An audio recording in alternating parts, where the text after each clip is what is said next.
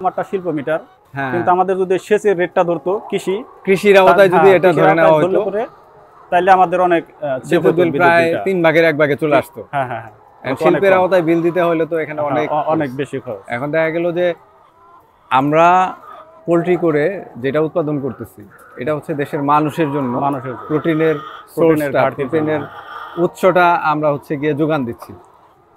তো এইটাও দেখা গেল শিল্পের আওতায় বিদ্যুৎ বিল দিতে হচ্ছে, কেউ গার্মেন্টস ইন্ডাস্ট্রি করতেছে, সেটাও একই বিল, মানে তার জন্য যেই বিল যেই রেটে দিতে হচ্ছে, আমার এই মুরগি পালার জন্য দিতে হচ্ছে। হ্যাঁ হ্যাঁ, তো এইটা আমার মনে হয় যে এটা একটা বড় বৈষম্য, আর এই জায়গায় সরকারের অবশ্যই দৃষ্টি আকর্ষণ করছি আমরা। তো এই জায়গাগুলোতে কাজ করলে, বিশেষ করে এই বিদ্যুৎ বিল এবং হচ্ছে গিয়ে ফিডের দাম, খাবারের দামটা, বাচ্চার দামটা, এগুলো যদি একটু কন্ট্রোলে আনা যায়, তাহলে কিন্তু আমরা এই ভোক্তা পর্যায়ে এই ডিমের দাম, মাংসের দাম অনেকটাই কমিয়ে দেওয়া সম্ভব।